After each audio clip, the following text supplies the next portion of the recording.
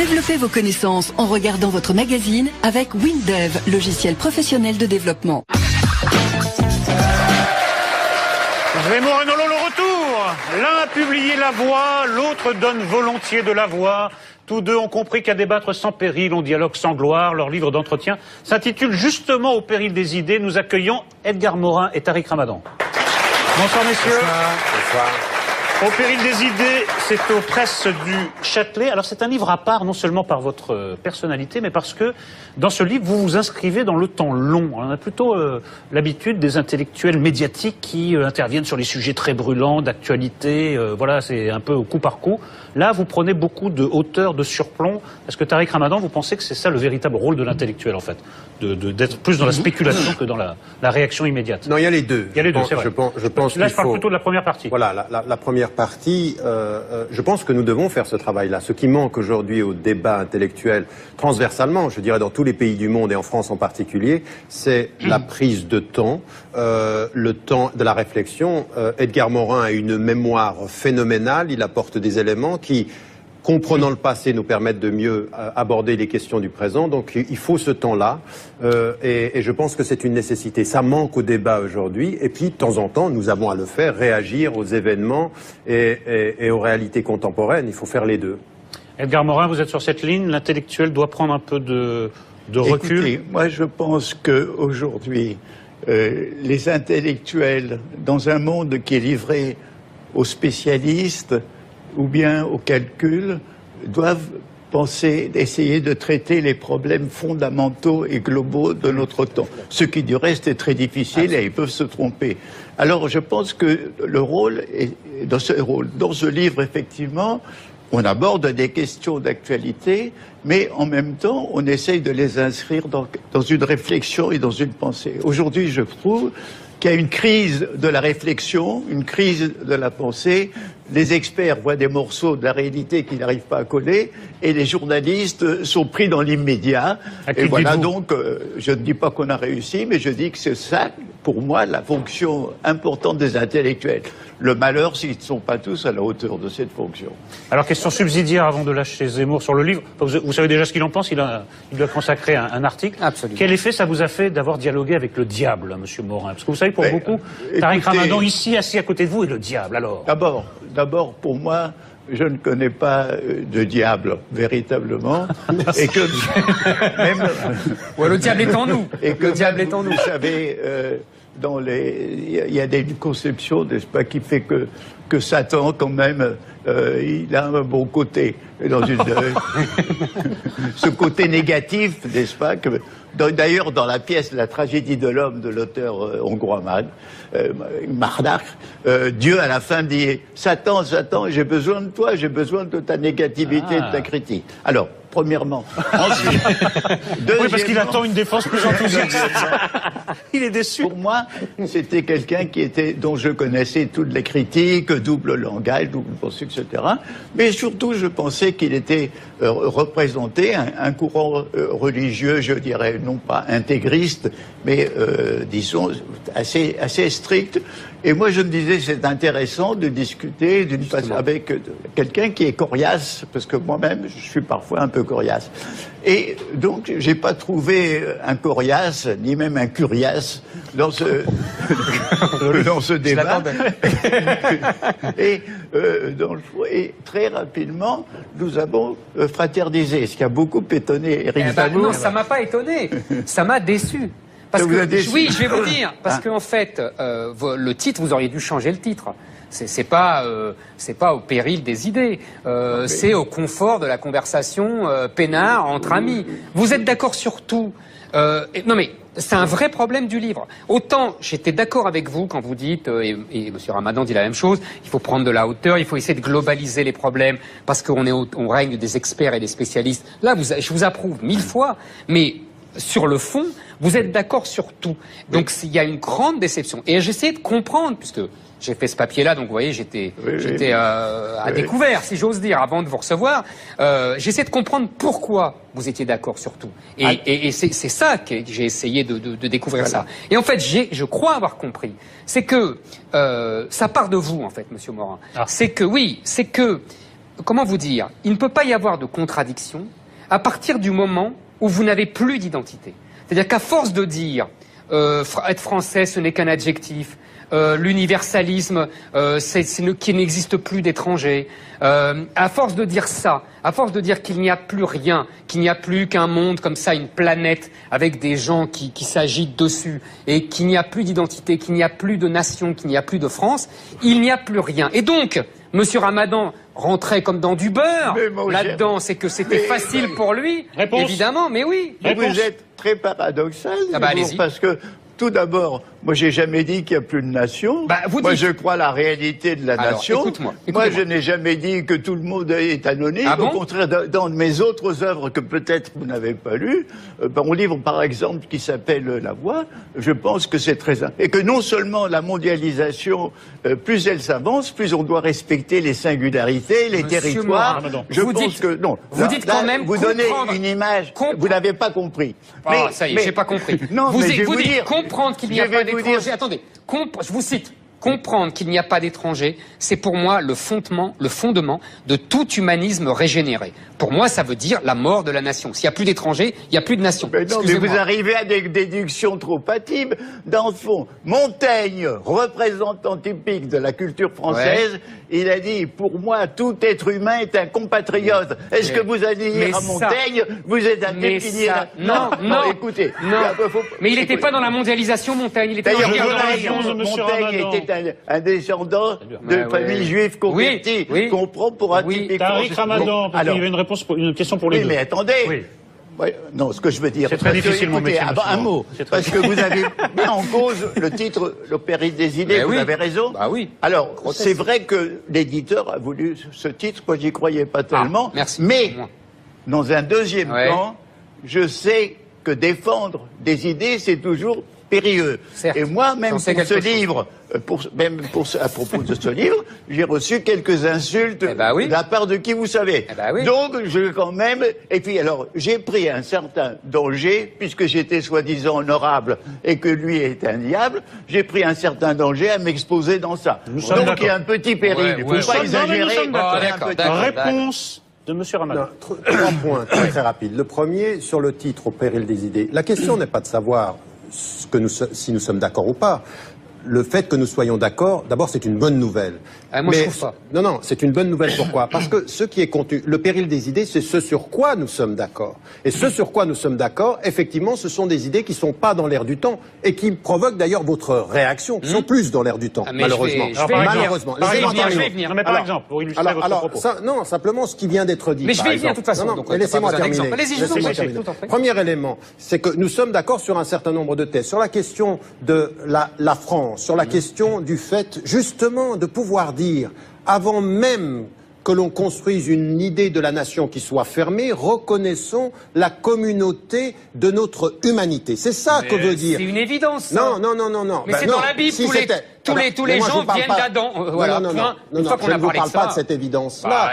Je vous parle du fait que votre propos sur la nation française est un propos qui est exclusiviste. Vous êtes dans le rejet. On va en parler, je vous attends, ne vous inquiétez pas. Moi aussi. Allez-y, je vous en prie. Mais vous m'avez déjà trouvé, ne m'attendez pas. Donc en l'occurrence, ça c'est un premier élément. Le deuxième élément, qui concerne ce que vous avez mis en évidence par rapport à le double problème que vous avez. Vous avez un double problème, c'est d'abord la compréhension que vous avez de la France et comment vous imaginez-vous la nation. Et là, il y a un vrai problème. C'est-à-dire que vous monopolisez une idée de la France que vous pensez être la seule qui soit possible. Et attendez, laissez-moi terminer. Et donc, en l'occurrence, aujourd'hui, la France, ça n'est pas votre traduction seulement. C'est une France aujourd'hui qui est plurielle au niveau des mémoires, diverse au niveau des identités et qui doit être celle qui permet la coexistence. Ça, c'est un. Et l'autre problème que vous avez, donc vous voyez, vous avez un double problème, là, en l'occurrence, c'est la compréhension de l'islam. Et vous avez...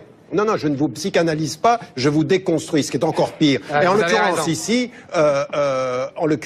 c'est l'idée que vous avez de l'islam, ou l'idée, à partir du moment où on est musulman, on a un problème avec la France. C'est vous qui avez un problème avec les deux. Monsieur Ramadan, Nolo a raison, vous pouvez prendre ma place, parce que c'est exactement les deux thèmes que je comptais aborder avec vous. Donc le premier, vous dites à un moment... vous, lorsqu'on vient me dire, vous voyez, je prends, vous les occidentaux musulmans, il faudrait que vous vous intégriez enfin, je réponds, ça suffit, je suis chez moi, je n'ai pas à être intégré. On a compris que vous parliez, vous, pour la Suisse, et que vous parliez pour en Occident en général. Sauf que, c'est vous, je trouve, qui avez un problème. Et je vais vous expliquer très bien. Normalement, une nation, c'est pour ça que je m'en suis d'abord pris à Monsieur Morin, parce que je pense qu'une nation... Non, attendez. Normalement, il y a une nation, ça veut dire qu'il y a une solidarité nationale, et qu'on se sent solidaire, et que ça ne veut pas dire qu'on déteste les étrangers, qu'on leur fait la guerre. Ça veut dire que on n'a pas la même solidarité avec les nationaux qu'avec les étrangers. Et que les nationaux, et c'est là où je ne suis pas d'accord avec vous, pardonnez-moi, la France, c'est un pays qui a reposé sur l'assimilation. C'est-à-dire qu'on devenait le même. À partir du moment où il y a un autre qui est sur notre sol, qui est un étranger, il a le droit d'être l'autre et de rester l'autre, seulement il n'a pas le droit de demander les mêmes droits que le même. C'est exactement ce que vous faites. Vous nous dites, moi je veux rester l'autre, vous comprenez, j'ai une culture brillante, 1000 ans derrière moi, je veux rester l'autre. Je ne veux pas m'assimiler.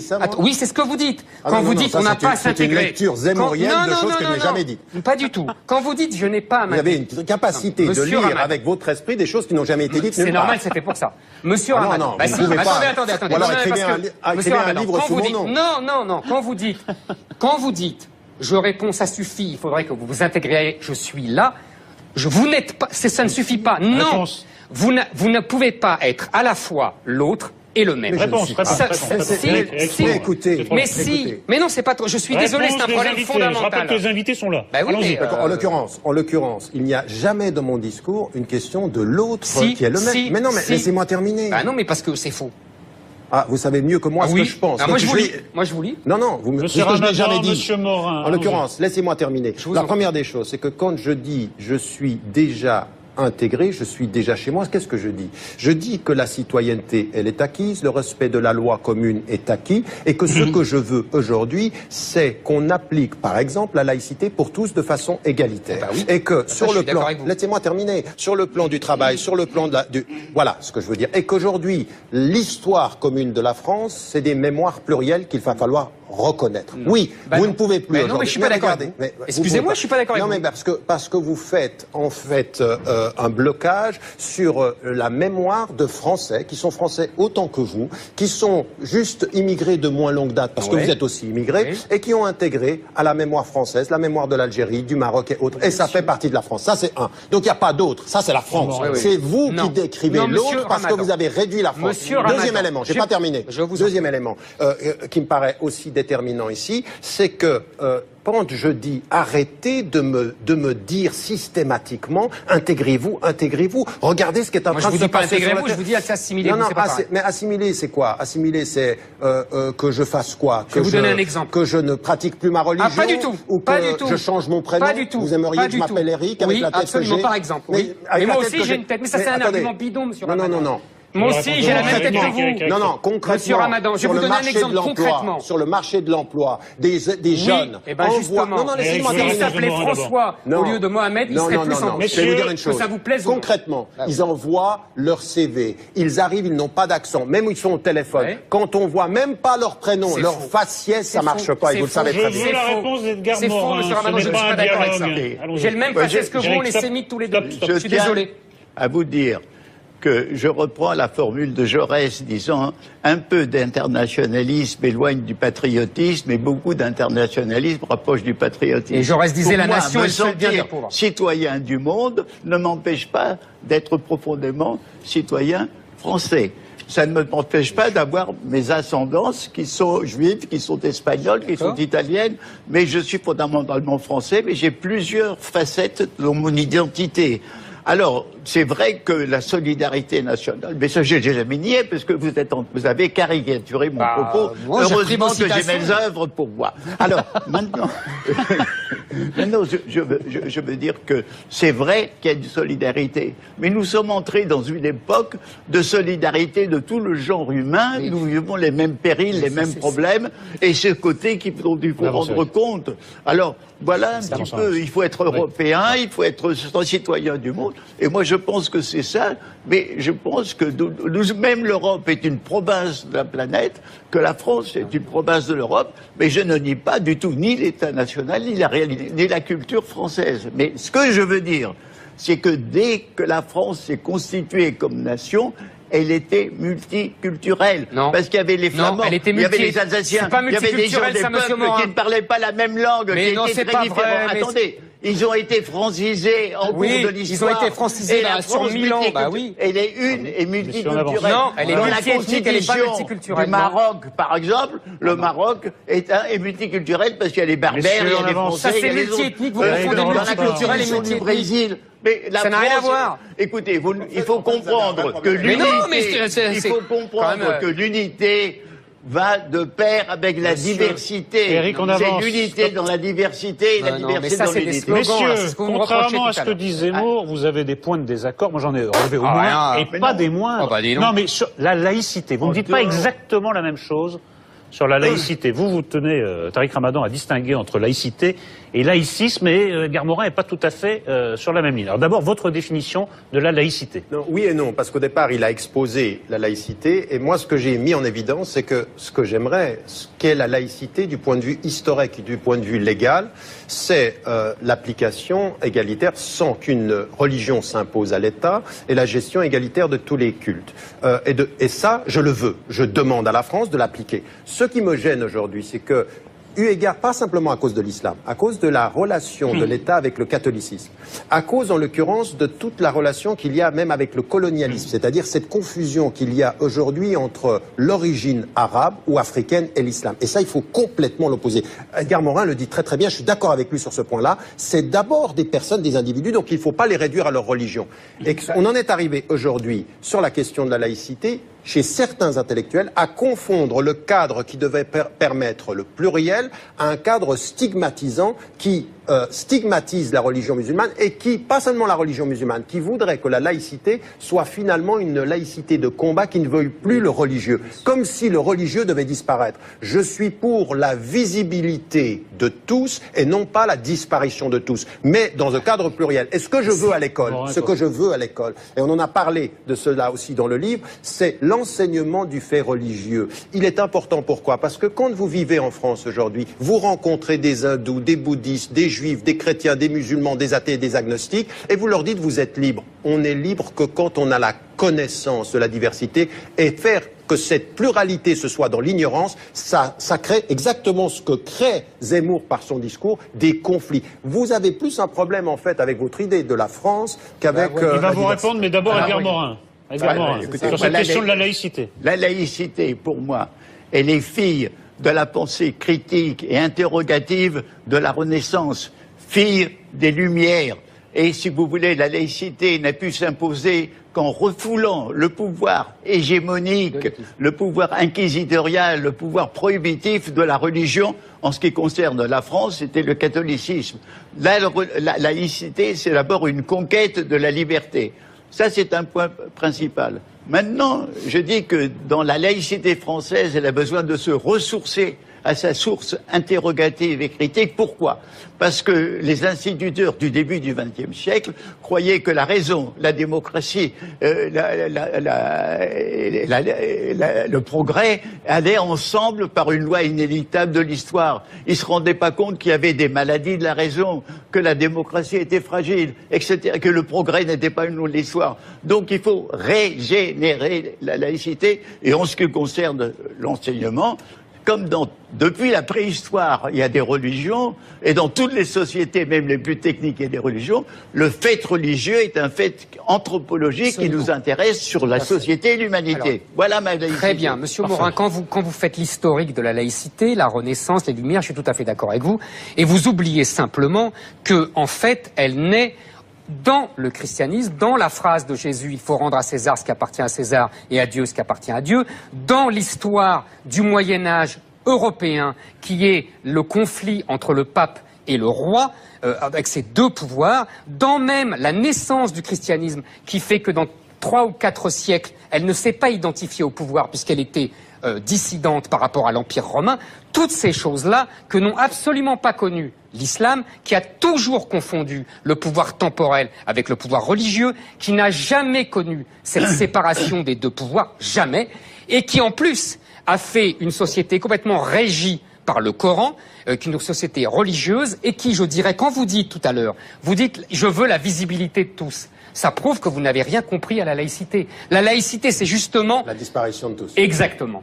Dans le privé. Ça veut dire que... Oui, ça veut dire que là... Vous voulez plus d'église, de synagogue, non, de pas du visible. tout. Pas du tout, monsieur Ramadan. C'est ça, ce que je dis... Non, non, pas du tout. Ça veut dire que... Ça veut dire... Vous êtes dans la ligne de l'UDC suisse qui dit enlever ce minaret que je ne vois pas. Absolument, absolument. Ah ouais, vous êtes quand même le dire que vous étiez très proche de l'extrême droite. Je suis contre les minarets, absolument, et je vais vous dire pourquoi. Vous êtes très proche de l'extrême droite. Mais c'est pas grave, mais peu importe des étiquettes, monsieur Ramadan. Moi, je vous traite pas de diable et d'islamistes militants.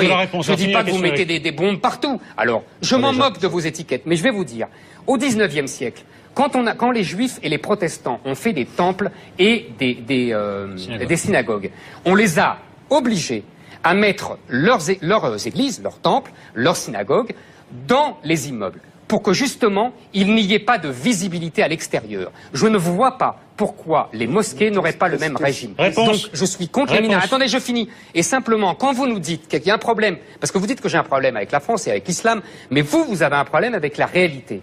Quand vous nous dites, nous n'avons en islam aucun problème avec les principes démocratiques, comme on disait au XVIIe siècle, vous nous la baillez belle.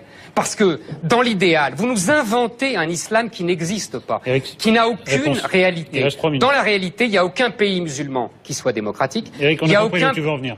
Non, mais c'est quand même important. Oui.